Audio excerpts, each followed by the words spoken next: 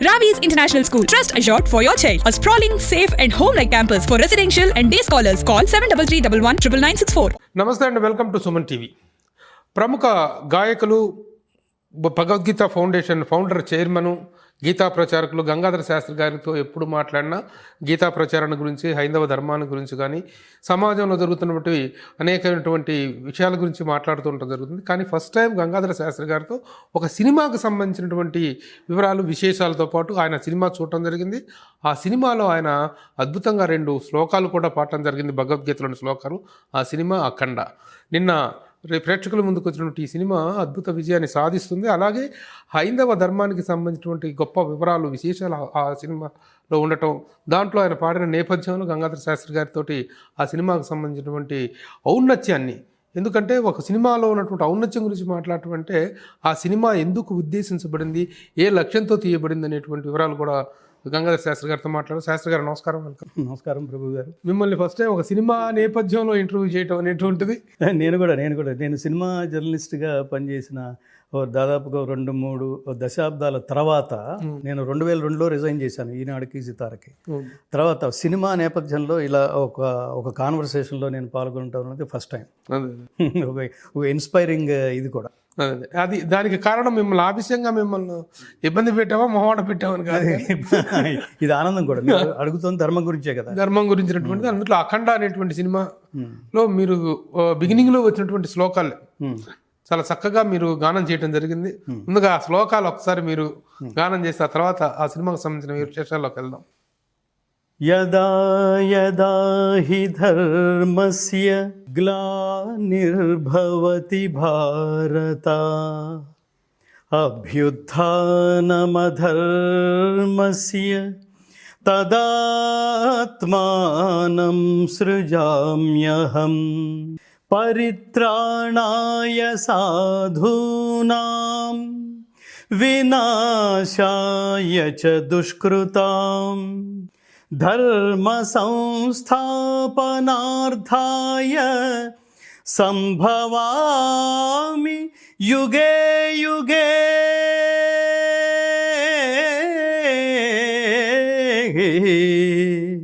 సంభవామి యుగే యుగే. తాత్పర్యం ఏమిటంటే, ఏ కాలమున ధర్మమునకు హాని కలుగునో అధర్మము వృద్ధి నొందునో. ఇది మొదటి శ్లోకానికి తాత్పర్యం. రెండో శ్లోకానికి ఆయా సమయముల యందు దుష్ట శిక్షణ, శిష్ట రక్షణ, ధర్మ సంరక్షణముల కొరకు ప్రతి యుగమున అవతారము దాల్చుచుందును. ప్రతి యుగమున అంటే దాని అంతరార్థం యుగానికి ఒక్కసారేనే కాదు. ఆ యుగ ధర్మాన్ని బట్టి ఎన్నిసార్లు అవసరమైతే అన్నిసార్లు పరమాత్మ అధర్మాన్ని నాశనం చేయడం కోసం, ధర్మాన్ని ప్రతిష్ఠించడం కోసం ఆయా రూపాల్లో వాళ్ళు మన మధ్యలోనే ఉంటారు. ఎప్పుడైతే వాళ్ళ ధర్మాన్ని రక్షించే ప్రయత్నంలో మనకు కనిపిస్తారో వాళ్ళు ఖచ్చితంగా పరమాత్మ పంపించాడని, పరమాత్మ అంశని, పరమాత్మ థాట్ అని, అవతార పరమార్థం అని మనం గుర్తెరగాలి. ఇప్పుడు ఈ సినిమాలో మీరు పాడటం అనేటువంటిది యాక్చువల్గా మీరు నేపథ్య గానానికి సినిమాలకు దూరంగా ఉన్నారు కదా, మీరు ఇది పాడాలనేటువంటిది ఎలా ఈ సంకల్పం పడింది, ఎలా? ఇది నేను కదండి, కొన్ని మనం ప్లాన్ చేసుకుంటాం ప్రభు గారు, కొన్ని దైవం ప్లాన్ చేస్తాడు. నా జీవితం అంతా అలాగే జరిగింది. నేను ప్లాన్ చేసుకుని ఏవీ జరగలేదు. చివరికి భగవద్గీత సహా ఇది నేను ప్లాన్ చేసుకుంది కాదు. పరమాత్మ దించాడు, పరమాత్మ నడిపించాడు. ఈ ఊపిరిన్నంతకాలం ఇదే నీ మార్గం అనేంత బలమైన బీజం నా మనసులో నాటాడు. కొన్ని మనం కొంత ముందుకు వెళ్ళి, మనకైతే పద్యం ఉంది చూడండి, ఆరంభింపరు నీచ మానవులు విఘ్నాయాస సంత్రస్తులై. అంటే కొన్ని పనులు చేయకుండానే మనం ఇది చాలా కష్టం అని వెనక తిరిగి వచ్చేది, విత్డ్రా అయిపోతాం. రెండో వాడు ఏం చేస్తాడంటే, కొంత దూరం వెళ్ళి అబ్బో ఇంకా చాలా దూరం జర్నీ చేయాలి, అనవసరంగా ఒప్పుకున్నాను, ఇది లేనిపోయిన దగ్గర నెత్తి మీద పెట్టుకున్నాను అని ఒకడు మధ్యలోనే డిసప్పాయింట్ అయ్యి వెనక్కి వస్తాడు. ఇంకొకడు లక్ష్యం చేరేంత వరకు వాడు నిద్రపోడు. లక్ష్యం చేరిన తర్వాత దాన్ని ఇంకా నెక్స్ట్ లెవెల్లోకి తీసుకెళ్ళడానికి కూడా ప్రయత్నిస్తాడు. నన్ను పరమాత్మ ఆ స్థితిలో ఉంచాడని నేను భావిస్తాను.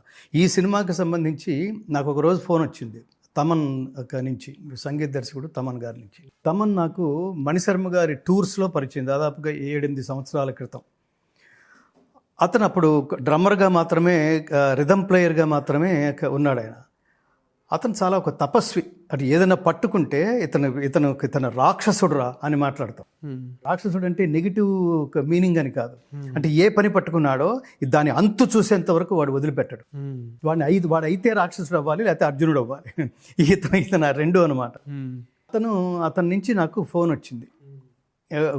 అతను గురుభావనతో ఉంటాడు. గురుగారు, మీ గొంతు మా సినిమాలో అవసరం అన్నాడు. నేను సినిమాలకి దూరంగా ఉండటం, సినిమా నాకు ఇప్పుడు అనవసరం, నేను చాలా దూరం అయి చాలా కాలం అయిందని. గురుగారు, ఇప్పుడు మీరు ఏం చేస్తున్నారో అదే పాడతారు మీరు అన్నాడు. అంటే అయితే నేను వచ్చేస్తున్నాను. ఎప్పుడు అన్నా. ఇవాళ్లే అన్నాడు. అతను ప్రొడ్యూసర్స్, నేను వెళ్ళే టైంకి బోయపాటి శ్రీని గారు, సో వీళ్ళందరూ దర్శకులు, వీళ్ళందరూ ఉన్నారు. అక్కడికి వెళ్ళిన తర్వాత కానీ నేను ఏం పాడాలో నాకు తెలియదు. నేను వెళ్ళిన తర్వాత ఈ జంట శ్లోకాలు భగవద్గీతలో 4వ అధ్యాయం జ్ఞానయోగంలో 7-8 శ్లోకాలు. ఇవి ఎంత ముఖ్యమైన శ్లోకాలంటే, నువ్వెవరయ్యా, నువ్వేమిటి, నీకేం పని ఈ లోకంలో, నీ యాటిట్యూడ్ ఏమిటి, నీ అవతార పరమార్థం ఏమిటి, నీ తత్వం ఏమిటి అని అడిగితే అది భగవద్గీతలో ఇది బాటమ్ లైన్ అండర్లైనింగ్ ఏమంటారు తాత్పర్యం ఆఫ్ పరమాత్ముడి అవతారం. అంత కీలకమైన శ్లోకాలు నాకు ఇవ్వడం అనేది నేను ఆనందించాను. నేను ఇందుకోసం పుట్టానురా, దుష్ట శిక్షణ, శిష్ట రక్షణ, ధర్మ సంరక్షణ అని.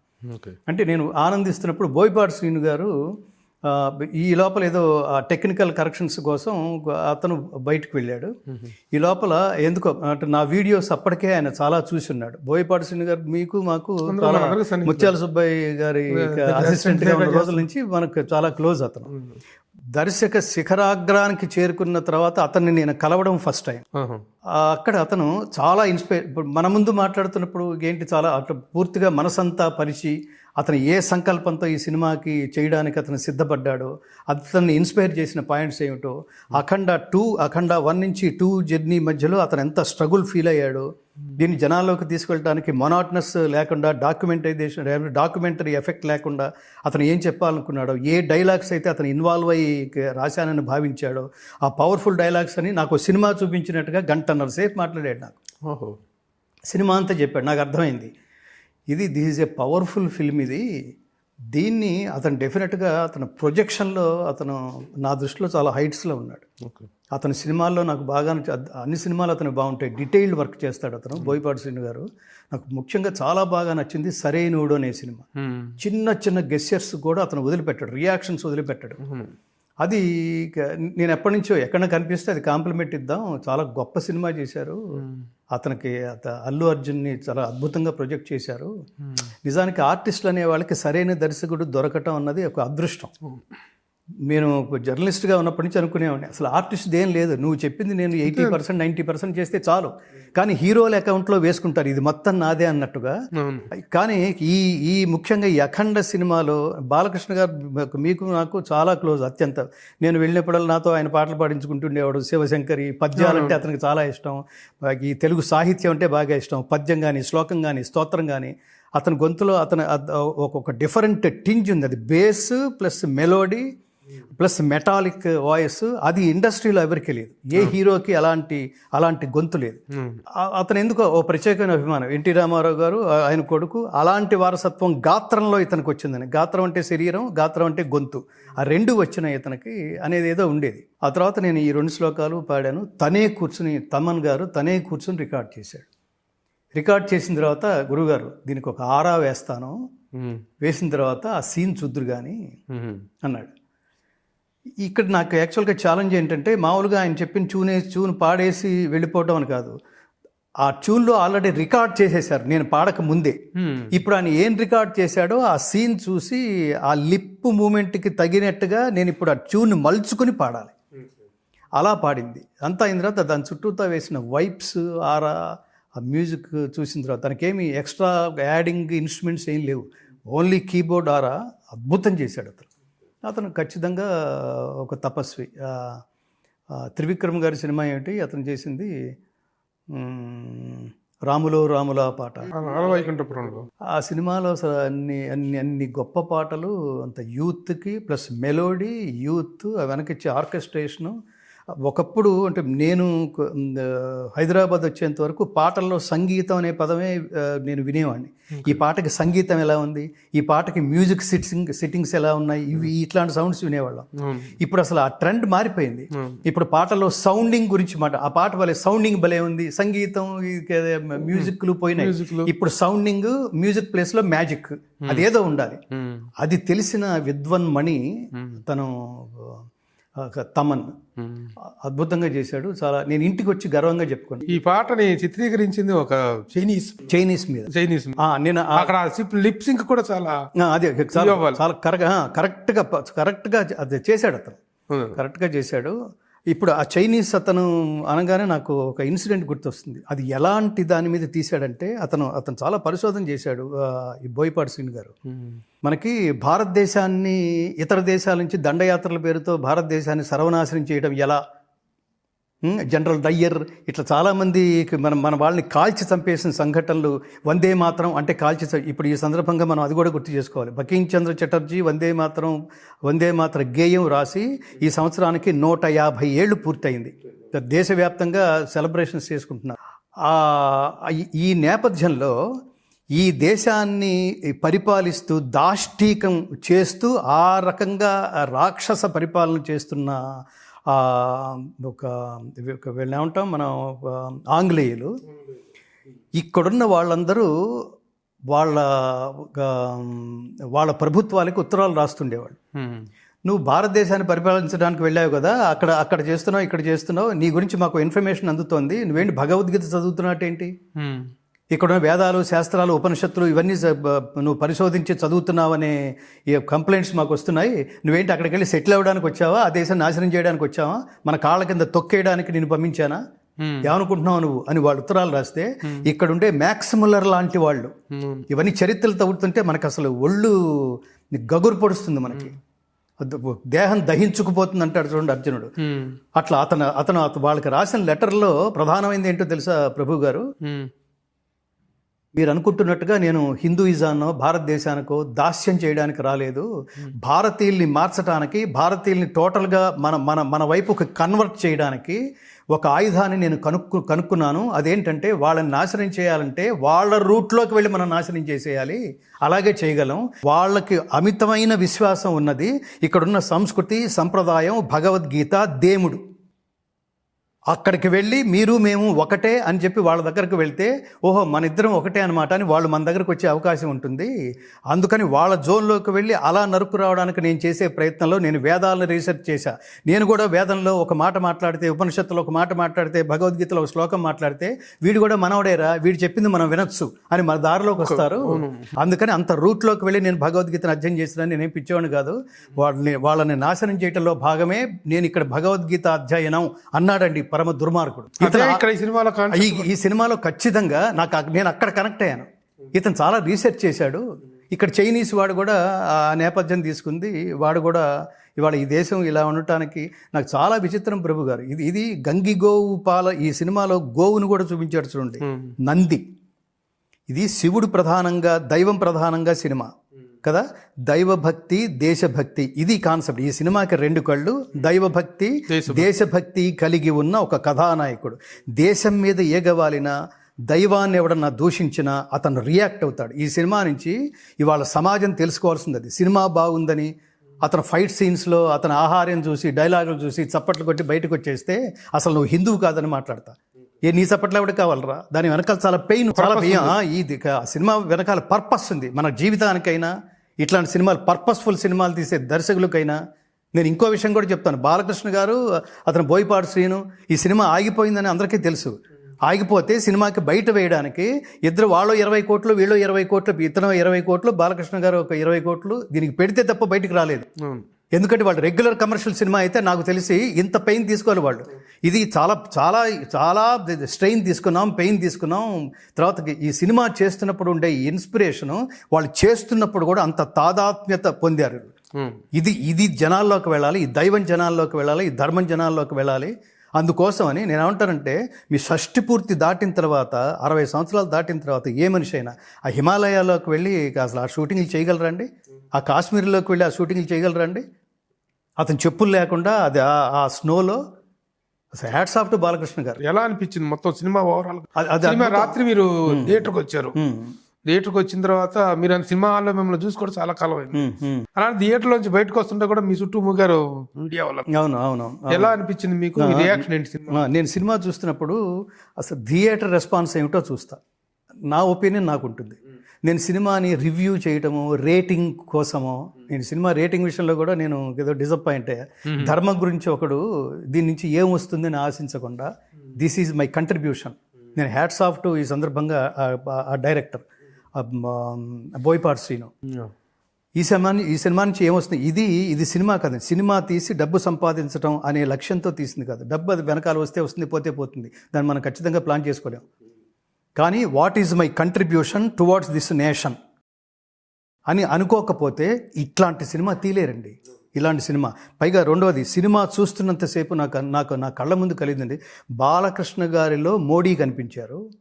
మోడీని చూస్తున్నంతసేపు, బాలకృష్ణ గారిలో చూస్తున్నంతసేపు నేను మోడీ గారిని గుర్తు చేసుకున్నా. మోడీ గుర్తొస్తున్నంతసేపు నేను సినిమా బయటకు వచ్చిన తర్వాత కూడా మోడీ టువర్డ్స్ బాలకృష్ణ, మోడీ బాలకృష్ణ.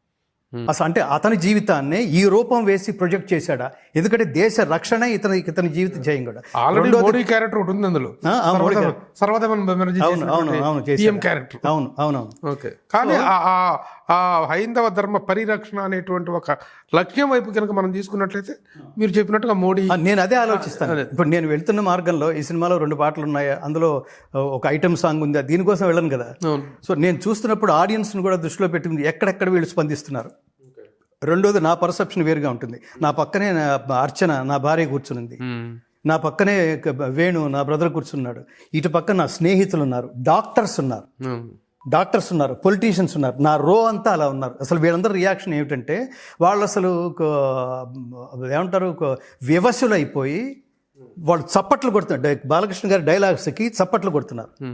రెండవది, జనరల్గా నేను అబ్జర్వ్ చేసేది ఏంటంటే, ఈ యాక్షన్ సీన్స్ ఉంటాయి, హీరో కొడుతుంటాడు విలన్ని, కొడుతుంటే మ్యాక్సిమం సాధారణమైన ఆడియన్ రియాక్షన్ ఎలా ఉంటుందంటే, వాడు కొడుతుంటే అలా అంటుంటాం మన ఎమోషన్ అక్కడితో కట్ అయిపోతుంది.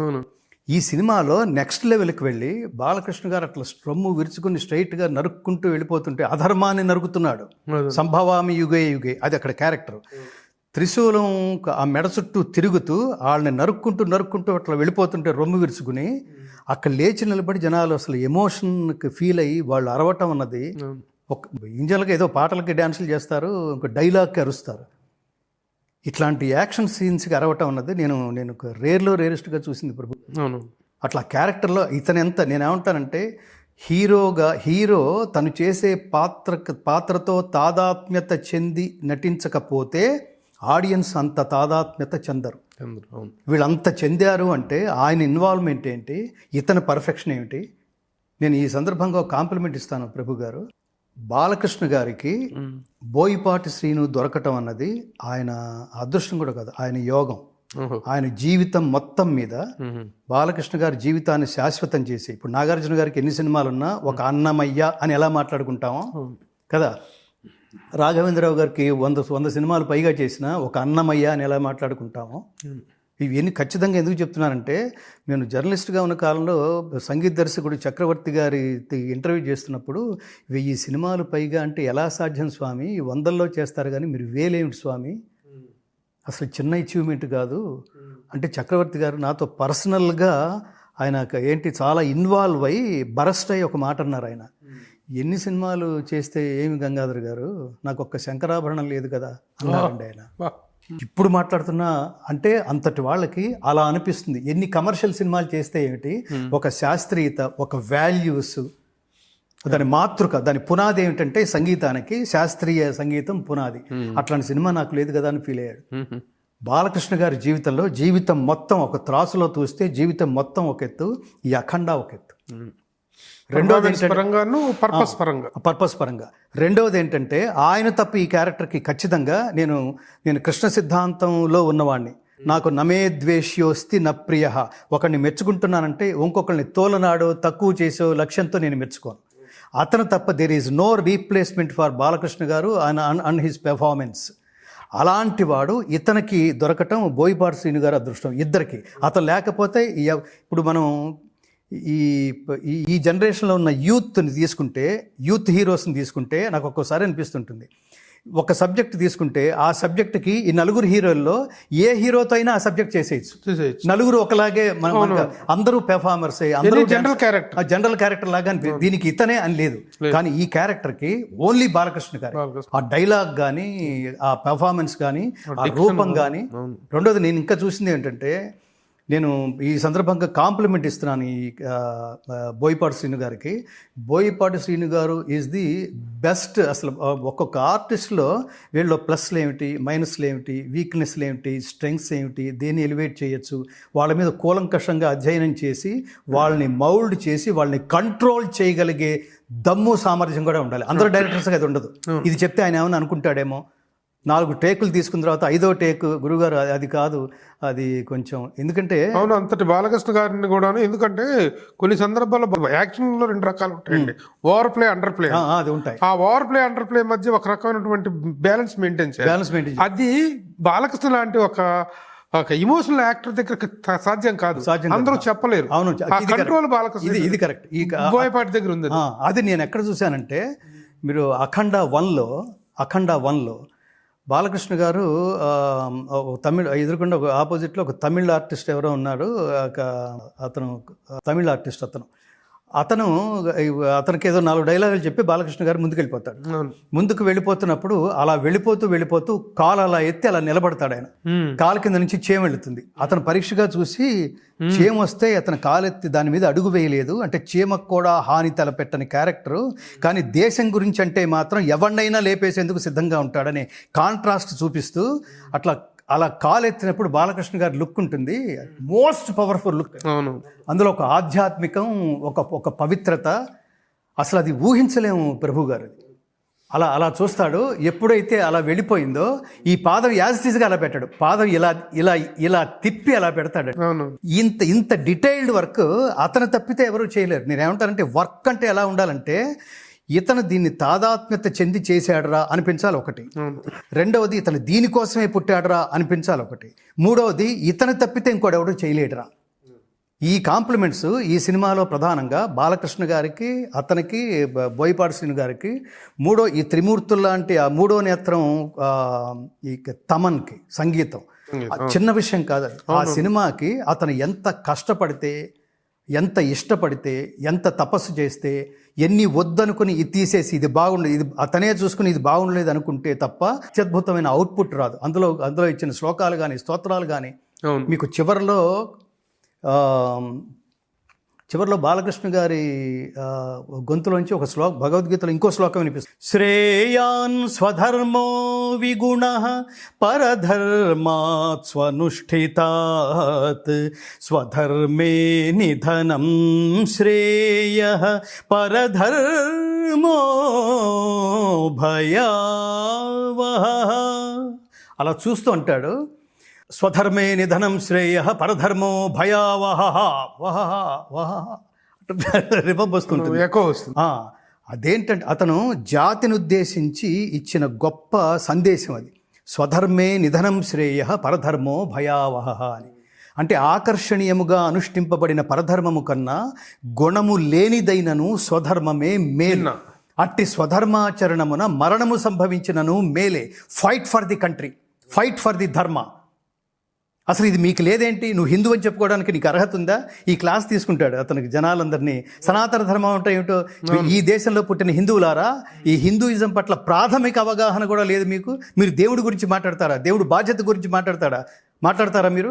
వాడిని వచ్చి వాడు ప్రత్యక్షం అయిపోయి మీ ముందు మీరు అడగగానే ప్రత్యక్షం అయిపోయి, అంటే he has to prove himself that he is there, I'm there అని. నీ ఉనికిని నువ్వు చాటుకోవాల్సిన బాధ్యత నీదా? లేకపోతే నా ఉనికి ఇది స్వామి, దయచేసి నన్ను ఆశీర్వదిస్తావని నువ్వు ప్రూవ్ చేసుకోవాలా? ఇట్లాంటి లాజికల్ క్వశ్చన్స్ చాలా అసలు అద్భుతమైన సినిమాలో కూడా. ఇప్పుడు యాక్చువల్గా పాన్ ఇండియా లెవెల్కి ఫస్ట్ టైం బాలకృష్ణ వెళ్ళటం. ఒక సీన్లో మీరు గుర్తుండే ఉంటే, ఆ second Balakrishna, first Balamuralikrishna character, ఆ గంజా ఇదంతా చేస్తున్న స్మగ్లింగ్ మాఫియాని ఎదుర్కొనేటువంటి దీంట్లో 4 ప్రాంతాలకు సంబంధించిన విలన్స్ని పెట్టాడు. కన్నడ, తమిళ, ఆ డైలాగ్స్ మలయాళం, మహారాష్ట్ర వీళ్ళు పెట్టి ఆయా రాష్ట్రాలకు సంబంధించినటువంటి విలన్స్ ని ఆ రాష్ట్రం తాలూకు గొప్పతనం చెప్తూ కన్నడ గురించి, కన్నడ అంటే ఏమనుకున్నావు నువ్వు, అది చాలా గొప్ప అది చాలా గొప్ప ఐడియా. అతను చాలా తెలివైన వాడు, చాలా ఆలోచించాడు. బోయపాటి శ్రీను గారు చాలా ఆలోచించాడు అనడానికి ఆయా భాషల్లో బాలకృష్ణ గారి చేత మాట్లాడి ఇప్పుడు ఇది అక్కడ రిలీజ్ అయితే వాళ్ళు కూడా అసలు మామూలుగా ఏదో కెవ్వు కేకలాగా వాళ్ళు చాలా అద్భుతంగా రియాక్ట్ అవుతారు. సో నేను ఏమంటానంటే మీరు చెప్తున్న దాన్ని అంతా పెట్టి వింటే బాలకృష్ణ గారికి ఈ సంవత్సరం బెస్ట్ యాక్టర్ గా నేషనల్ అవార్డు వచ్చే అవకాశం ఉంది. అది ఖచ్చితంగా. నేను బాలకృష్ణ గారు ఒక్కడికే కాదండి, అసలు ఈ సినిమా ఎవరి అంతరాంతరాల్లోంచి ఎవరి తపస్సు నుంచి ఉద్భవించిందో, నేను ఈ సినిమాకి నేను సిన్సియర్గా దీనికి చాలా త్యాగం అవసరం, ఇట్లాంటి సినిమాలకు త్యాగం అవసరం. మామూలుగా ఇన్ జనరల్గా ఒక డైరెక్టర్ దగ్గర ఒక ప్రొడ్యూసర్ కూర్చుంటే ఈ సినిమా మీరు తీయాలనుకున్న సినిమా బడ్జెట్ ఏమిటి అని ఫస్ట్ అసలు డైరెక్టర్ అడిగేది, ప్రొడ్యూసర్ అడిగేది అది. నేను 100 కోట్లు పెట్టి తీయాలనుకుంటున్నాను. సరే 100 కోట్లు వెనక్కి ఎలా వస్తాయో ఇప్పుడు మీరు చెప్పే సబ్జెక్ట్ ద్వారా నేను వింటాను, నాకు అర్థమవుతుంది, సబ్జెక్ట్ చెప్పండి 4 ముక్కల్లో అంటే ధర్మం గురించి పాటుపడే, దేశం గురించి పాటుపడే ఒక హీరో సబ్జెక్టు అనగానే ఎంతమంది ముందుకు వస్తారో నాకైతే తెలియదు ప్రభు గారు. సో ప్రొడ్యూసర్కి రావాలి. దీనికి ఎవరి తపస్సు వల్ల అయితే ఇది వాళ్ళ లోకానికి మనం చూసి ప్రతి గూస్ బంప్స్, ప్రతి సీన్లోనూ, ప్రతి డైలాగ్లోనూ మనం ఆనందించగలుగుతున్నామో ఆ డైలాగ్స్ కూడా తానే రాసి ఈ సినిమాని అంత గొప్పగా తీసిన soul pillar of the film is always director. నేను అదే చెప్తాను. మన గురువు గారు దాసనారాయణ కూడా కెప్టెన్ ఆఫ్ ది సినిమా అసలు టోటల్గా అన్ని 24 క్రాఫ్ట్లకి సోల్ ఎవరంటే డైరెక్టర్ అంతే. దీని బాలకృష్ణ గారు కూడా నేను ఈ సంస్కారం ఆయనలో కూడా చూశాను. ఆయన ఎప్పుడు ప్రెస్ మీట్లో కూర్చుని ఇదంతా నా ప్రతిభ, ఈ డైలాగ్ అద్భుతంగా, ఇతని గురించి చెప్పుకోవడానికే టైం సరిపోలేదన్నంతగా అతను ఎప్పుడు మాట్లాడు. అవును. నేను ఇన్ఫ్యాక్ట్ ఏంటంటే ఈ సినిమా రిలీజ్కి కొద్ది రోజులు ఒక 2 నెలల ముందు నేను బాలకృష్ణ గారు విజయవాడ వెళ్తూ ఫ్లైట్లో కలిసాం. ఆయన నిగర్వి, ఆయనంతటా ఆయనే వచ్చాడు. ఎందుకులో ఆయన విజయవాడ ఏదో పర్పస్తో వెళ్తున్నాడు. ఆయన ఆ పర్పస్ కూడా ఒక రాజకీయ నాయకుడిగా వెళ్తున్నాడు ఆ మీటింగ్స్కి. ఏదో మైండ్లో ఏదో మేధోమదనం జరుగుతుంటుంది, మనం ఎందుకు డిస్టర్బెన్స్ అన్నట్టుగా నేను దూరంగా ఉన్నాను. ఎందుకు ఆయన సడన్గా చూసి ఆయన దగ్గరకు వచ్చి గురుగారు అంటాడు. ఆ నిగర్విత్వం గురువు గారు అనడం ఏమిటి? నేను ఆయన ముందు ఆ రోజుల్లో ఏమిటో తెలుసు. అవును. ఈ రోజుల్లో ఆయన నా వీడియోస్ చూస్తూ ప్రతి వీడియో చూస్తానండి అన్నాడు ఆయన. ఇది అంటే ఇప్పుడు ఆయన నా మీద ఏర్పరచుకున్న భావన, ఆ సింప్లిసిటీ, అది చూసి సరే మేము ఎయిర్పోర్ట్ నుంచి బస్సులో ఎయిర్ క్రాఫ్ట్ వరకు వెళ్తున్నాం. ఆ బస్సులో అఖండ స్టోరీ చెప్తున్నాడు. ప్రెస్ మీట్లో కాదు, నాకు నేను ఇంజనరల్గా నేను ప్రెస్ మీట్లో ఇలా మాట్లాడను, ఇది గొప్పగా ఇది దున్నేస్తుంది, ఇది ఏదో పిండేస్తుంది అని నేను అట్లా చెప్పి అలవాట్లేదు. కానీ సనాతన ధర్మం గురించి, వాళ్ళ సనాతన ధర్మం గురించి ఎవరు పడితే వాళ్ళు మాట్లాడుతున్నారు. హిందూ ధర్మాన్ని వాళ్ళ ప్రీచెస్ ద్వారా వేరు చేయడానికి మాట్లాడుతున్నారు. వ్యవస్థల్ని కాపాడుకునే ప్రయత్నం చేస్తున్నారు తప్ప ధర్మాన్ని కాపాడుకునే ప్రయత్నం చేయట్లేదు. చాలా గొప్ప మాట ప్రభు గారి మాట. ఈ సినిమాలో నా క్యారెక్టర్ ద్వారా ఇంత చెప్పించాడు దర్శకుడు అంటున్నాడు అతను. ఆ క్యారెక్టర్ అంత చెప్తుంది, ధర్మం గురించి, దేశం గురించి మాట్లాడుతుంది అన్నప్పుడు నేను చాలా ఇన్స్పైర్ అయ్యి మా ఆవిడ రెగ్యులర్గా అడుగుతుంది, అఖండ 2 ఎప్పుడు రిలీజ్ అవుతుంది అని అర్చన అడుగుతుంటుంది. అంటే అది నేను చెప్పలేను అర్చన, నా పక్కనే ఉన్న ఆయన చెప్తారు అని వీడియో కాల్ చేసి అర్చనకి చూపించాను. బాలకృష్ణ గారు, అమ్మా నమస్కారం, ఏం కంగారు పడద్దు, వచ్చేస్తుంది, చిన్న నగిషీలు చెప్తున్నాం, 1 monthలో అది రిలీజ్ అయిపోతుంది అని అర్చన్ని. అది సచ్ ఏ సింపుల్ మ్యాన్. ఆ రాత్రి మీరు థియేటర్ నుంచి బయటకు వస్తూ మీడియాతో కూడా మీరు మాట్లాడారు. సినిమాకి ఆల్మోస్ట్ రివ్యూ కాదు కానీ మీ అభిప్రాయం చెప్పారు. మీ అభిప్రాయం ఎలా ఉన్నా మన సినిమాకి మన వచ్చిన రివ్యూలు కూడా మీరు చూసుంటారు. కానీ ఆ రివ్యూలు ఎందుకో మరి చాలా కొసరి ఇద్దామా వద్దా, ఇంత డిజర్వా కాదా, బాలకృష్ణ సినిమాకి ఒక హై రేటింగ్ ఇవ్వటం అనేటువంటిది ఏదో నామూషిలాగా ఫీల్ అయ్యినటువంటి ఇది కనిపించింది. మీరు ఏమంటారు దీన్ని? చూశారు కదా మీరు, ఇంత గొప్ప సినిమాగా మీరు అభివర్ణిస్తున్నారు. నిజంగా గొప్ప సినిమా అండి. ఈ గొప్ప సినిమా అని చెప్తూ నేను వెంటనే ఒక మాట మాట్లాడతా. ఆ రివ్యూలతో నాకు సంబంధం లేదు, నేను ఎవరిని విమర్శించలేను. రివ్యూ అంటే ఎవరి అభిప్రాయం వాళ్ళది, దానికి చాలా మెచ్యూరిటీ కావాలి. ఇప్పుడు నేను శ్లోకానికి అర్థం చెప్పాను చూడండి, అది తెలిస్తేనే మీరు మాట్లాడగలరు, దాని అర్థం అయితేనే మాట్లాడగలరు, అది మీరు ఓన్ చేసుకుంటేనే మాట్లాడగలరు. ఇవాళ దేశం దారుణమైన స్థితిలో ఉంది. ధర్మాన్ని కాపాడడానికి ఒకడు జీవితాన్ని కూడా పణంగా పెట్టేశాడన్న మాట అనే సంఘటనలు ఏమంటారు ప్రపంచవ్యాప్తంగా ఆ రియాక్షన్స్ని మోడీ గారు ఎదుర్కొంటున్నారు ఇవాళ. ప్రధానమంత్రి స్థానంలో కూర్చొని. ఇప్పుడు ఆ మధ్యన చైనాగా రష్యా వెళ్తే రష్యానా చైనానా ఆ టైంలో ఈ ఇంటెలిజెన్స్ వర్గాల నుంచి మోడీ గారికి చాలా ప్రమాదం ఉంది అంటే ఆయన హోటల్ నుంచి ఆయన్ని రక్షించే ప్రయత్నంలో పుతిన్ సక్సెస్ అయ్యాడు.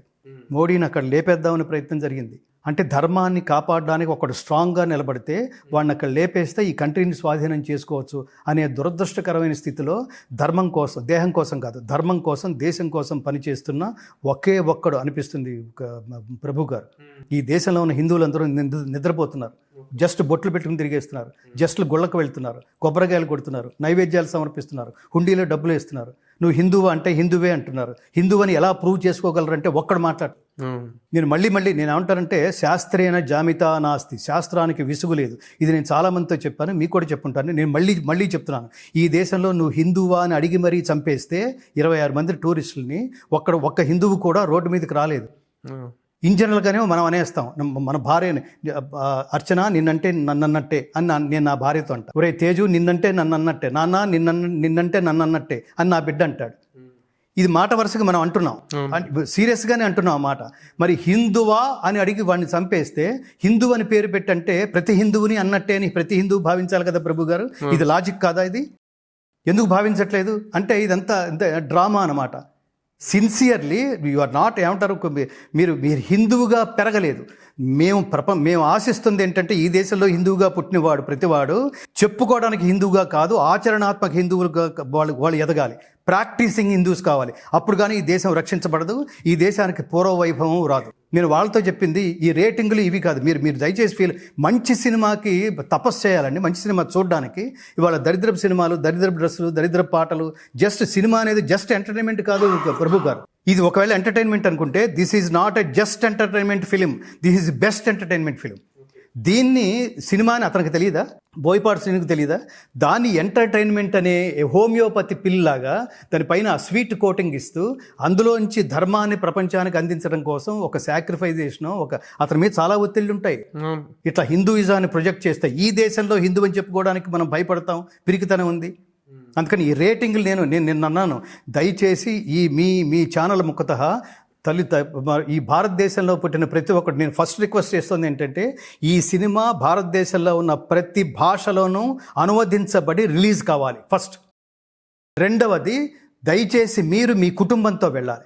ముఖ్యంగా మీరు మీ బిడ్డలతో వెళ్ళండి. సనాతన ధర్మం అంటే ఏమిటి, భక్తి అంటే ఏమిటి, దేశభక్తి అంటే ఏమిటి.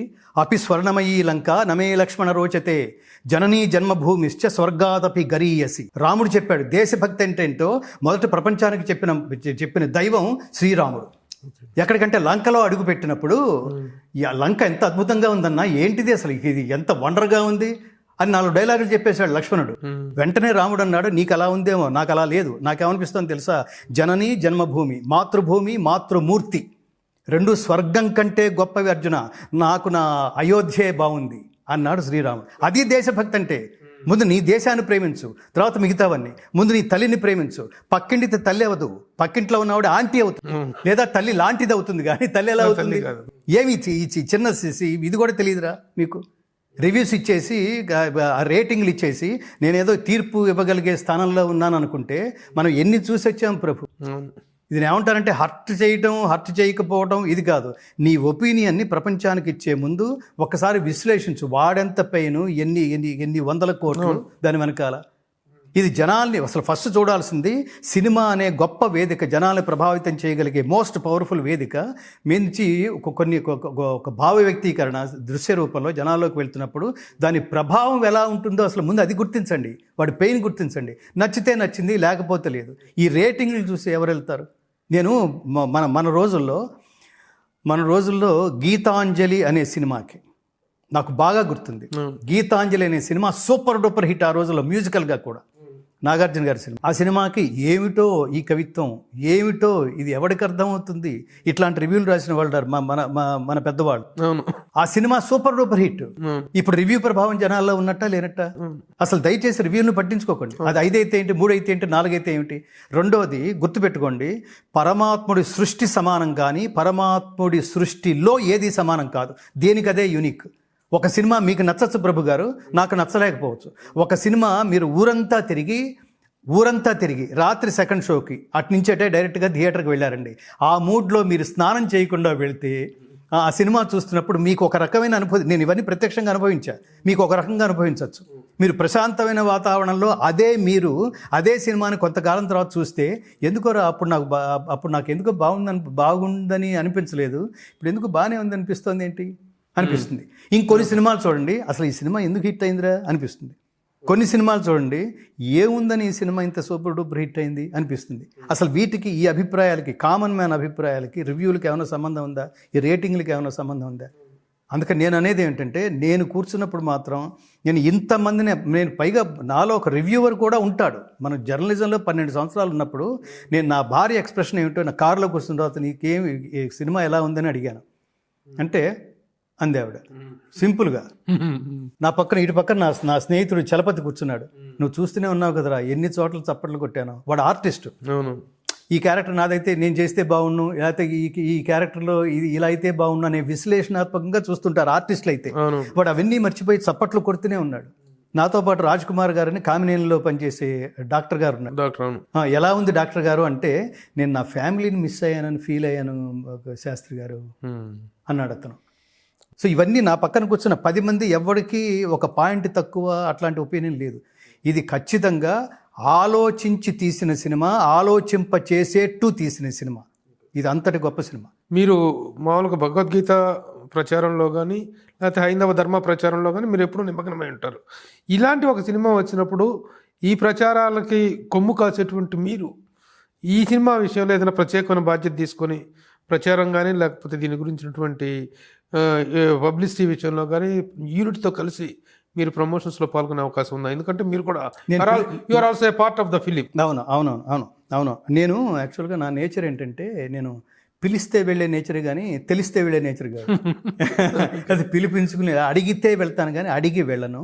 కానీ ఇప్పుడు ఇందాకే ఒక అరగంట క్రితం బోయపాటి శ్రీను గారు TV5 వాళ్ళ దీంట్లో ఒక డిస్కషన్ పెట్టారు ఇదే సినిమా ప్రమోషన్లుగా.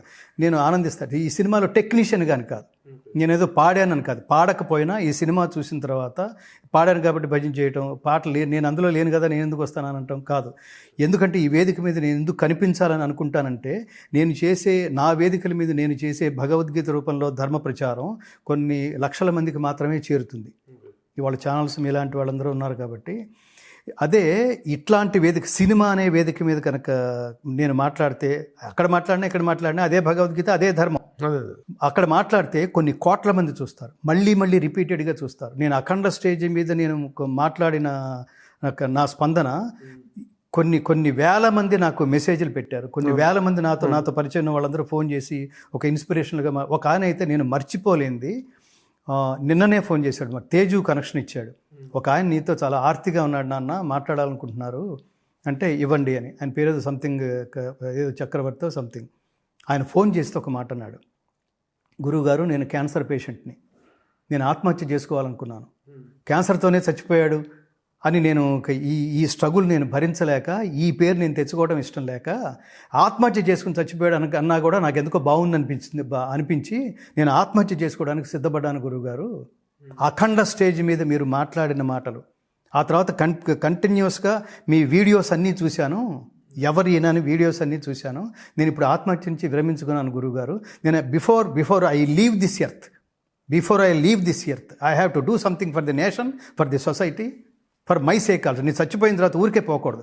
బతికున్న కాలంలో నేను ఏదో ఒకటి సాధించి చచ్చిపోతే, నేను చచ్చిపోయిన తర్వాత కూడా జనాలు వీడు దీనికోసమే పుట్టాడు అని మీరన్నట్టుగా జనాలు నా గురించి మాట్లాడతారు. చాలా కృతజ్ఞతలు గురువుగారు. I want to give you some donation also. ముందు అసలు మీరు సంపూర్ణ ఆరోగ్యవంతుడై మీరు బయటికి రండి, మన ఫౌండేషన్ ఆఫీసులో మనం కలుసుకుందాం అంటే నాకు ఇప్పుడు పూర్తిగా క్యూర్ అయ్యే దశలో ఉంది గురువుగారు. మీరు చెప్పినట్టుగా నేను భగవద్గీత నమ్ముకున్నాను, నేను రోజు భగవద్గీత చదువుతున్నాను. ఇప్పుడు దైవమే నాకు శరణ్యం.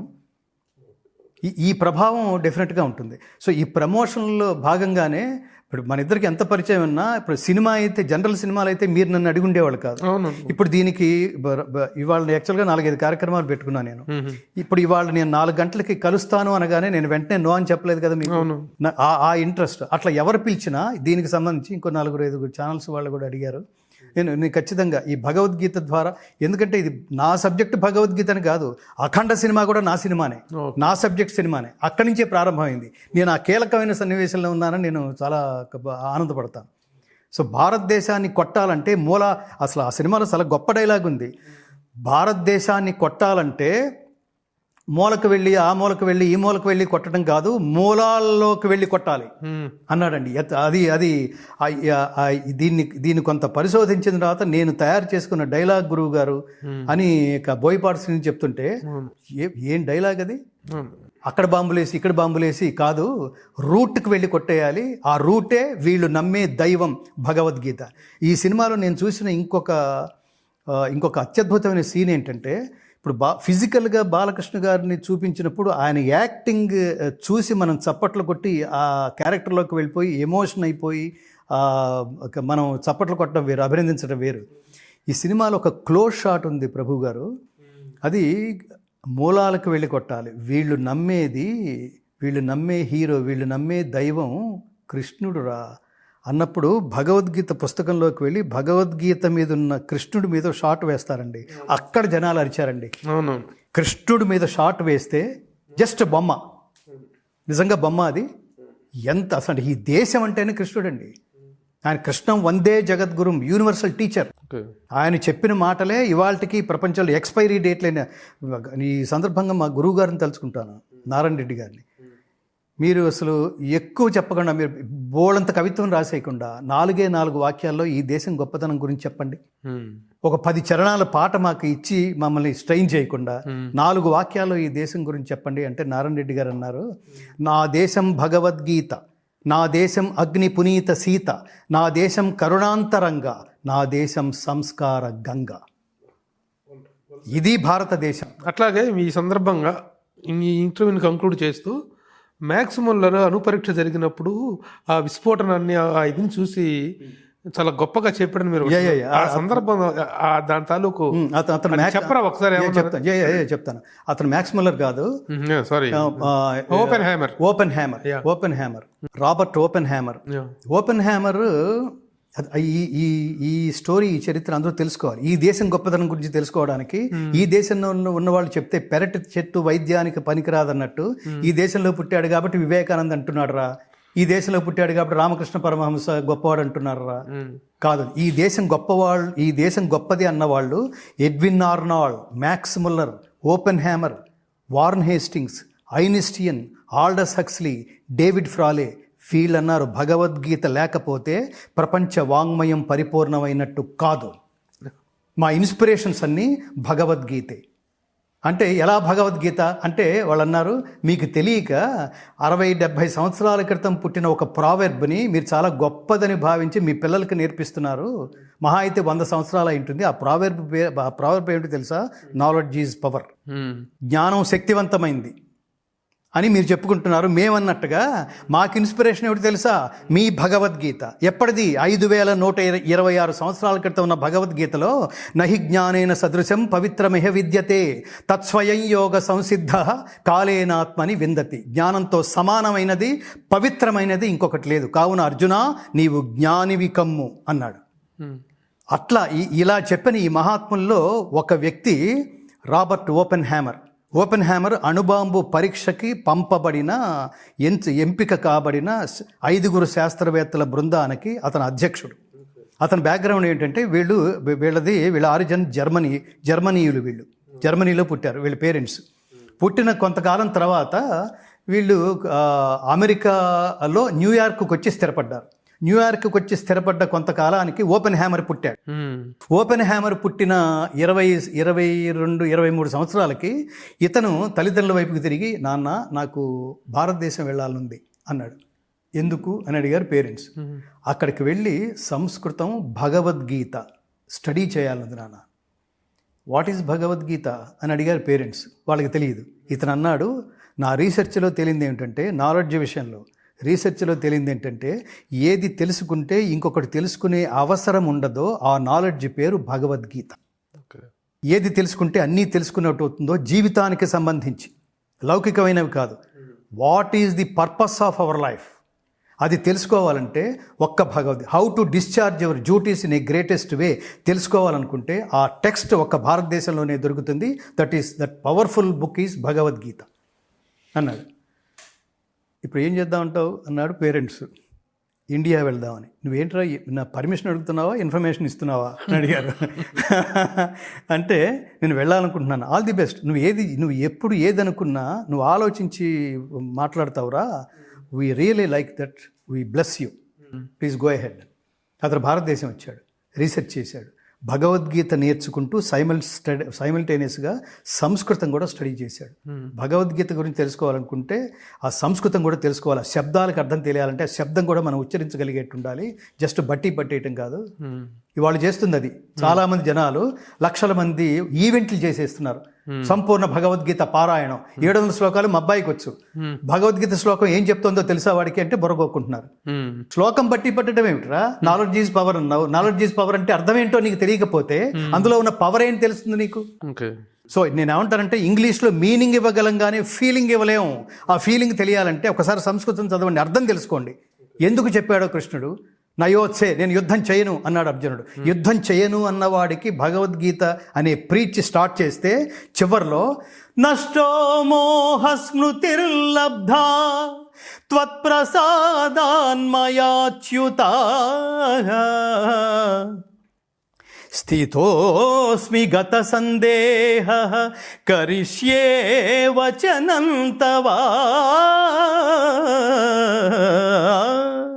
పరమాత్మ, నీ ప్రీచ్ విన్న తర్వాత నాలో ఒక మూడు కొత్త క్వాలిఫికేషన్స్ వచ్చినాయి. అదేమిటంటే, నష్టో మోహ, మోహం అంటే అజ్ఞానం, నాలో ఉన్న అజ్ఞానం తొలగిపోయింది. రెండవది, నాకు సుజ్ఞానం లభించింది. ఏది లోపలికి వెళ్ళటం వల్ల అసలు లైఫ్ అంతా పవిత్రమైపోయి మొత్తం క్లియర్ అయిపోయి అసలు రూట్ క్లియర్ అయిపోయి లక్ష్యం పర్ఫెక్ట్గా కనిపిస్తుందో ఆ జ్ఞానం నాకు లభించింది. మూడోది, త్వత్ప్రసాదాన్మయ స్థితోస్మి గత సందేహ, నాకు జీవితానికి సంబంధించిన డౌట్స్ అన్నీ పోయినాయి. భగవద్గీత ఎవరికి చదివినా ఈ మూడు, అజ్ఞానం పోతుంది, జ్ఞానం వస్తుంది, డౌట్స్ ఏమన్నా ఉంటే పోతాయి. ఏ డౌట్స్ ఉన్నా జీవితానికి సంబంధించి. ఇవన్నీ అతను ఉదాహరణగా చెప్తూ దీని లోతులు తెలుసుకోవడానికి భారతదేశం వెళుతున్నానని చెప్పి భారతదేశం వచ్చి ఇదంతా స్టడీ చేసి అమెరికా వచ్చాడు. అమెరికా వచ్చిన కొంతకాలం తర్వాత he has appointed as the chairman for అణుబాంబు టెస్ట్, న్యూక్లియర్ టెస్ట్. అది ఎక్కడ జరిగిందంటే, ఎప్పుడు జరిగిందంటే 1945 జూలై 16వ తేదీన అమెరికాలో న్యూ మెక్సికో అనే ప్రాంతంలో ఆల్మగార్డో అనే ఎడారిలో జరిగింది. ఈ 5 శాస్త్రవేత్తల బృందం వెళ్ళి అరేంజ్మెంట్స్ అన్నీ అయినాయి. చాలా దూరంలో బైనాక్యులర్స్ పెట్టుకుని చాలా దూరంలో కూర్చున్నారు. కౌంట్ డౌన్ స్టార్ట్ అవబోతోంది. ఇప్పుడు ఆ వీళ్ళు బైనాక్యులర్స్ నుంచి చూడాలి. కొండల మధ్యలో ఉన్న అది ఎడారిలో జరిగింది. చాలా దూరం నుంచి చూస్తున్నారు. ఆ చూసే ముందు, ట్రిగ్గర్ నొక్కే ముందు ఒక్కొక్కడికి ఒక్కొక్క భావోద్వేగం. అసలు ఇది సక్సెస్ అవుతుందా, ఫెయిల్ అవుతుందా? సక్సెస్ అయితే ఓకే, మనిషి ఎక్కడికైనా వెళ్ళిపోగలరు. అది మామూలు టెస్ట్ కాదు అది. సక్సెస్ కాకపోతే మళ్ళీ బిగినింగ్ నుంచి స్టార్ట్ అవ్వాలి. కానీ భగవద్గీత మనకి చెప్పింది డిసప్పాయింట్ అవ్వద్దు. భగవద్గీత మనకి ఏమని చెప్తుందంటే, నువ్వు తపస్సు చేస్తే భగవంతుడు ప్రత్యక్షం కాలేదు అంటే దాని అర్థం నేను 10 years నుంచి చేస్తున్నాను రా, దేవుడు ప్రత్యక్షం కాల, దేవుడు లేడురా అని వచ్చి స్టేట్మెంట్ ఇవ్వద్దు. వాడికి ఏదో క్యాస్ట్ ఫీలింగ్ ఉందిరా, వాడికి ఏదో క్యాస్ట్ ఫీలింగ్ ఉంది అందుకే నాకు ప్రత్యక్షం కాలేదు, ఇది కాదు అర్థం. తపస్సు చేస్తే దేవుడు ప్రత్యక్షం కాలేదంటే అర్థం ఏమిటంటే, దేవుడు ప్రత్యక్షమయ్యేంత ఇంటెన్సిటీతో నువ్వు తపస్సు చేయలేదని అర్థం. Increase your intensity. చదువులో అయినా ఏ విషయంలో అయినా చెప్పు త్వరగా. కౌంట్ డౌన్ స్టార్ట్ అయిపోతుంది. ఒక్కొక్కళ్ళు ఒక్కొక్క భావోద్వేగం, చాలా టెన్స్గా ఉన్నారు. కౌంట్ డౌన్ స్టార్ట్ అయిపోతుంది. 5, 4, 3, 2, 1 స్టార్ట్. ఒక్కసారి ప్రభు గారు సక్సెస్ అవ్వడానికి ప్రతిబింబంగా, ప్రతీకగా అక్కడ జరిగిన ఆ బాంబు పేలుడికి, వినిపించిన శబ్దానికి, కనిపించిన విస్ఫోటనానికి వీళ్ళు ఒక్కొక్కళ్ళు ఒక్కొక్క రకమైన ఎక్స్ప్రెషన్స్ ఇచ్చారు ప్రభు గారు.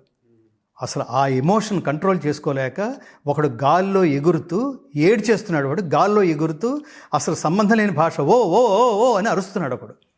ఇంకొకడు కింద పడి కొట్టుకుంటున్నాడు ఒకడు, వీ హ్యావ్ సక్సీడెడ్ అని. ఇంకొకడు యురేకా అని గంతులేస్తున్నాడు. ఇంకొకడు నోరు అలా తెరిచి ధారగా ఏడుస్తూ అలా నోరు తెరిచేసి అలా ఉండిపోయాడు ఒకడు. ఈ ఐదుగురిలో ఓపెన్ హ్యామర్ మాత్రం దివిసూర్య సహస్రస్య భవేద్ యుగపదుద్ధిత యది భా సదృశీ సా స్యాత్ భాసస్థస్య మహాత్మనః మహాత్మనః మహాత్మనః అంటున్నాడు. ఈ ఎక్స్ప్రెషన్ చూసి మిగతా రకరకాల ఎక్స్ప్రెషన్స్ ఇచ్చిన వాళ్ళందరూ సైలెంట్ అయిపోయి వీడేమిట్రా డిఫరెంట్ సౌండ్ ఇస్తున్నాడు వీడు, ఏంట్రా అంత లెంగ్తీ ఎక్స్ప్రెషన్ ఇచ్చేమేంటి, యురేకాతో ఆగిపోయాం మేము, ఇంత చదివావు ఏమిట్రా, ఏమి చదివావు ఏంటి, వాట్ డస్ ఇట్ మీన్ అని అడిగారు. అప్పుడు ఇతను ఏమని చెప్పాడో తెలుసా ప్రభు గారు, ఇప్పుడు మనం విన్న ఆ విస్ఫోటనానికి, ఆ శబ్దానికి తాత్పర్యం చెప్పగలిగే ప్రపంచ వాంగ్మయంలో ఈ శబ్దానికి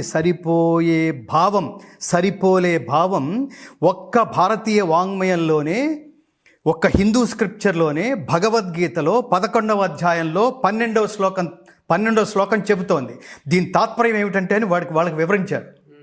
ఆ తాత్పర్యం ఏమిటంటే, ఆకాశమున వేల కొలది సూర్యులు ఏకకాలమున ప్రకాశించగా ఏర్పడు కాంతితో ఆ విశ్వరూపమును పోల్చవచ్చును అని సంజయుడు ధృతరాష్ట్రుడికి చెప్తున్నాడు. యుద్ధానికి ముందు కృష్ణుడు విశ్వరూపం చూపిస్తే అర్జునుడు ఏం ఫీల్ అయ్యాడో వ్యాసుడు ఇచ్చిన దివ్య దృష్టితో ఇతను కూడా దర్శించి అది అంతగా ఉంది, ఖచ్చితంగా దాన్ని పోలినట్టుగా ఇప్పుడు నేను చూస్తున్న ఇది కనిపిస్తోంది, నాకు ఇప్పుడు అది గుర్తొస్తోంది, ఇంకేం గుర్తు రావట్లేదు అన్నాడు ఓపెన్ హ్యామర్. ఈ టెస్ట్ జరిగిన ప్లేస్లో ఒక స్తూపం కట్టారు. ఈ స్తూపం మీద ఈ శ్లోకం రాయబడి ఉంది ప్రభు గారు. ఆ శ్లోకం దగ్గరున్న ఆ ఫలకం మీద ఆ టెస్ట్కి పేరు పెట్టాడు ఇతను ఓపెన్ హ్యామర్. ఇతను పెట్టిన పేరు ఏమిటి తెలుసా, ట్రినిటీ టెస్ట్. ట్రినిటీ అంటే త్రిమూర్త్యాత్మకము. ఇంకా ప్రపంచంలో వాడికి ఎక్కడి నుంచి తీసుకున్నాడంటే భారతదేశం నుంచే. నేను ఏమంటానంటే, మీరు ఐఫోన్ కావాలంటే అమెరికా నుంచి తెచ్చుకోండి, మీకు ఏదైనా బెస్ట్ కార్ ఏమైనా కావాలంటే జర్మనీ నుంచి తెచ్చుకోండి, లౌకికంగా ఇంకోటి ఏదైనా కావాలంటే ఇంకో దేశం నుంచి తెచ్చుకోండి. జ్ఞానం కావాలంటే ప్రపంచమంతా ఒక్క దేశానికి రావాల్సిందే. That is my country, that is our country, అది మేరా భారత్ మహాన్. వెల్ సెడ్ గంగాధర్ గారు, థ్యాంక్ యూ వెరీ మచ్. అద్భుతం. మీతో ఎప్పుడు మాట్లాడినా కదా ఒక అద్భుతమైనటువంటి ఆధ్యాత్మిక ప్రపంచంలో, ఒక ధార్మిక ప్రపంచంలో ఓలలాడిపోతుంటాం. మీ ఇంటర్వ్యూలో ఎప్పుడు మేము చేసినా సరే ఒక కొత్త అనుభూతి, ఒక కొత్త రకమైనటువంటి దివ్యానుభూతి కలుగుతుంటుంది. Thank you. ముఖ్యంగా అఖండ నేపథ్యంలో మీ ఇంటర్వ్యూ కావాలనడం, సినిమాలకు దూరంగా ఏంటంటే మనిద్దరం కూడా, మీరు కూడా మంచిని, ధర్మాన్ని, ఈ మంచి ఎఫర్ట్స్ని మెచ్చుకునే క్యారెక్టర్ కాబట్టి మనం అందరం కూడా ఈ సుమన్ టీవీ అనే గొప్ప వాల్యూస్ని ప్రపంచానికి అందించే గొప్ప వేదిక నుంచి ప్రజల్ని, ప్రపంచాన్ని, ప్రేక్షకుల్ని కోరుకుందాం. దయచేసి ఈ సినిమాకి ఈ ధర్మం బేస్డ్గా రూపొందిన ఈ సినిమాని, ఎంటర్టైన్మెంట్ కూడా ఇందులో ఎక్కడ మిస్ అవ్వలేదు. ఈ సినిమాని దయచేసి ఘన విజయం చేకూర్చండి. ఇలాంటి సినిమాలు ఎక్కువ రావాలని కోరుకోండి. ప్రస్తుతం చాలా దురదృష్టకరమైన స్థితిలో ఉన్న అనేక సమస్యలను ఎదుర్కొంటున్న భారతదేశంలో జరుగుతున్న ఈ సమస్యలకి కాంటెంపరీగా ఈ సినిమా చాలా గొప్ప దర్పణం పడుతుంది. మన బాధ్యత కూడా ఏమిటో గుర్తు చేస్తుంది. అందుకని ఇట్లాంటి సినిమాని హిట్ చేయండి దయచేసి, ఫ్యామిలీతో వెళ్ళి. నేను మళ్ళీ చూడాలని కూడా అనుకుంటున్నాను. Very good. నేను కూడా ఒక మాట చెప్పాను ఇవాళ మార్నింగ్ రివ్యూలో చెప్పేటప్పుడు, పైన శివయ్య, కింద బాలయ్య, మధ్యలో బోయపాటి సీనయ్య. ఎందుకంటే అతనే కదా ఒక ఆధ్యాత్మికత లేకపోతే నిజంగా ఇది రెగ్యులర్ కమర్షియల్ సినిమా చేసినట్టు కాదు. అవును, ఈ ముగ్గురిని మళ్ళీ కూడా అభినందిద్దాం. వాళ్ళు తామే అదయి వాళ్ళు ప్రాణం పెట్టి చేసినట్టుగా మనకి బాలకృష్ణ గారు అలాగే కనిపిస్తారు, బోయపాటి శ్రీని గారు అలాగే కనిపిస్తారు, ఈ తమన్ గారు అలాగే కనిపిస్తారు. ఏదో చేసేసాం, ఏదో డబ్బు తీసేసుకున్నాం, అసలు కాదది. నాకేమనిపిస్తుంది అంటే, అతను చేసిన మిగతా సినిమాలన్నీ ఒక ఎత్తు, ముఖ్యంగా ఈ తమన్ ఇంటి పేరు ఏంటి తెలుసా, ఘంటసాల గారి. ఇప్పుడు నేను లేటెస్ట్గా అసలు ముందు ఆ ఘంటసాల అనేది చెరిపేసి ఇతను నందమూరి తమన్ అని పిలవాలని అనిపిస్తుంది. ఇతను ఆ ఫ్యామిలీలో చేరిపోయి నందమూరి అన్నారు కదా అన్నమాట. బాలకృష్ణ గారు అన్నారు అన్నారు. అదే ఖచ్చితంగా ఆయనకు ప్రత్యేకంగా అతను అట్లా ఇస్తున్నాడేమో. రియల్లీ ఈ సినిమాని ఆర్ఆర్ ద్వారా ఒక అద్భుతమైన లెవెల్కి తీసుకెళ్ళాడు. ఆ జాజికాయ సినిమా పాట పెద్దగా హిట్ అవ్వలేదని చెప్పి విపరీతంగా ఫాన్స్ ట్రోల్ చేశారు. దానికి మొత్తానికి సమాధానంగా ఉంది ఆ సెకండ్ హాఫ్ లో వచ్చినటువంటి థీమ్ సాంగ్. అవును అంటే ఏ పాట కాపాటే నేను ఏమంటానంటే, పాట అనేది ఇక్కడ దాకా కథ నడిచింది, ఇక్కడైతే కొంచెం బోర్ కొట్టేట్టుంది, ఇక్కడ ఏదైనా ఒక పాట పెట్టేద్దామా అనే సందర్భాలు సినిమాల్లో చాలా ఉంటాయి. కానీ ఇక్కడ మీరు పాట మిస్ అయితే ఆ నేపథ్యమో లేకపోతే ఆ పర్టికులర్ సంఘటన మిస్ అయినట్టు. సో ఆ పాటల్లో కూడా అది జొప్పించి అలా చేయడం అనేది, ఇందులో ప్రతి డైలాగు విలువైంది, ప్రతి స్వరం విలువైంది, ఆ క్యారెక్టర్కి సంబంధించిన ప్రతి గెస్చర్ విలువైంది, ప్రతి ఎక్స్ప్రెషన్ విలువైంది, ప్రతి శ్లోకం విలువైంది. ఆయన శివుడి గురించి, బాలకృష్ణ గారు శివుడి గురించి చెప్తుంటే, మహావీర హంవీర హేమాద్రి ధీర ధరాజాత సౌమిత్రి సంవేశితాత్మ మహాత్మా హనుమా అంటున్నప్పుడు అసలు ఆ వెనకాల రివర్బ్, అతను మామూలు వాడు కాదండి. అతను గొంతులో డైలాగ్ పేలినంతగా, పండినంతగా నేను ఇంకెక్కడ చూడలేదు. ఆయన ఎప్పుడూ ఆరోగ్యంగా, బాలకృష్ణ గారు ఇలాంటి సినిమాల ద్వారా మనం ఈ సందర్భంగా పవన్ కళ్యాణ్ గారిని కూడా గుర్తు చేసుకుందాం. కారణం ఏంటంటే, ఈయన కూడా తెలుగుదేశం ప్రభుత్వంలో, ఇప్పుడు ఈ కూటమి ప్రభుత్వంలో ఆయన కూడా బాలకృష్ణ గారు కీలకమైన పాత్ర ఉంది, పవన్ కళ్యాణ్ కూడా. వీళ్ళు సనాతన ధర్మం అన్నారు, సనాతన ధర్మాన్ని ఆయన అన్నారు, ఈయన ఈ సినిమా ద్వారా కూడా చూపించారు. వీళ్ళ ద్వారా మన తెలుగు రాష్ట్రాల్లో ముఖ్యంగా సనాతన ధర్మ ప్రచారానికి వీళ్ళు కంకణబద్ధులై, సినిమాకే పరిమితం కాకుండా, పవన్ కళ్యాణ్ గారు ఒక వేదిక మీద ఉపన్యాసానికి అది పరిమితం కాకుండా, సనాతన ధర్మ పరిరక్షణ నిమగ్నులై, ధర్మ కంకణబద్ధులై ఎంతోమందిని ఇన్వాల్వ్ చేసుకుంటూ దీన్ని కాపాడే ప్రయత్నం చేయండి. నా ఆవేదన ఏంటంటే, మనం ఆరాధించే దైవాన్ని ఇవాళ ఆరాధించాం, రేపు పొద్దున చూస్తే ఆ గుడిని యథేచ్ఛగా కూలగొడుతున్నారు ప్రభు గారు. గుళ్ళో విగ్రహాల్ని కూలగొడుతున్నారు. వీళ్ళని ప్రభుత్వాలేమో ఆ కూలగొట్టిన వాళ్ళని వాళ్ళు ఏమంటారు, మసిపూసి మారేడికాయ చేసి వాళ్ళని కాపాడే ప్రయత్నంలో, వాడికి ఏదో మతి భ్రమించింది, ఏదో కొంతమంది మతి లేని వాళ్ళు, పిచ్చివాళ్ళు చేస్తున్నారనే ప్రయత్నంలో వాళ్ళ మీద ఏమీ కేసులు లేకుండా, ఇంతకు ముందున్న ప్రభుత్వం కానీ వేరే దేశాల్లో, వేరే మతాల్లో, వేరే కంట్రీస్లో ఎక్కడన్నా ఇట్లా జరిగి వాడు ఎక్కడ తప్పించుకోగలడండి? కృష్ణుడు పుట్టిన భారతదేశంలో, రాముడు పుట్టిన నేను ఇంకోటి కూడా చెప్తాను, రాముడు పుట్టిన భారతదేశంలో ఆయన పుట్టింది ఇక్కడే అని తెలిసి కూడా ఆ ప్లేస్లో గుడి కట్టడానికి 500 ఏళ్ళు పడుతుందా? హిందువులు అంత బలహీనంగా ఉన్నారా? రామ జన్మభూమి ఇష్యూ ఇప్పుడా క్లియర్ అయ్యేది? ఇప్పుడు క్లియర్ అయింది, ఎప్పుడు అవ్వాలి కదా, ఎందుకు అవ్వలేదు? ఇంత బలహీనంగా ఉన్నారా హిందువులు భారతదేశంలో? నా దేశంలో హిందువులు, నా దేశంలో స్వామీజీలు. నేను దీని ఏమిటంటే, నేను రెచ్చగొట్టడం కోసం మాట్లాడట్లేదు, జాగృతం చేయడం కోసం మాట్లాడుతున్నా. క్లైబ్యం మాస్మగమః పార్థ నైతత్వయుపపద్యతే క్షుద్రం హృదయ దౌర్బల్యం త్యక్త్వోత్తిష్ఠ పరంతప. త్యక్త్వా వదిలిపెట్టు, ఉత్తిష్ఠ లే, పరంతప శత్రువులను తప్పింపజేయు ఓ అర్జునుడా అన్నాడు కృష్ణుడు. అర్జునుడితో మాట్లాడిన మొదటి మాట త్యక్త్వా వదిలిపెట్టు అన్నాడు. ఏం వదిలిపెట్టంటే, క్షుద్రం హృదయ దౌర్బల్యం, నీచమైన ఈ మనోదౌర్బల్యమును వీడు అన్నాడు. ఏమిటా మనోదౌర్బల్యం అంటే, ఇది నాది కాదులే, మనకెందుకులే దరిద్రం, మీరు లోపలికి రండి అని పెళ్ళాలు తలుపేసేయటం, ఆ గొడవల్లో మీరెందుకు అని. అప్పుడు హిందూ ధర్మం ఎలా బతుకుతుంది? హిందువుల చేత ప్రచారం చేయబడిన ధర్మం, హిందువుల కొరకు బోధించబడిన ధర్మం కాదు ఇది. అందుకని ఈ ఆవేశం చాలా దూరం వెళ్తుంది. ఇక్కడ ఆనకట్ట. Thank you very much. మరొక సందర్భంలో కలుద్దాం తప్పకుండా. చాలా కృతజ్ఞతలు. మీతో కూడా చాలా ఇన్స్పైర్. కారణం ఏంటంటే, మన మైత్రీ బంధం చాలా చాలా గొప్పది.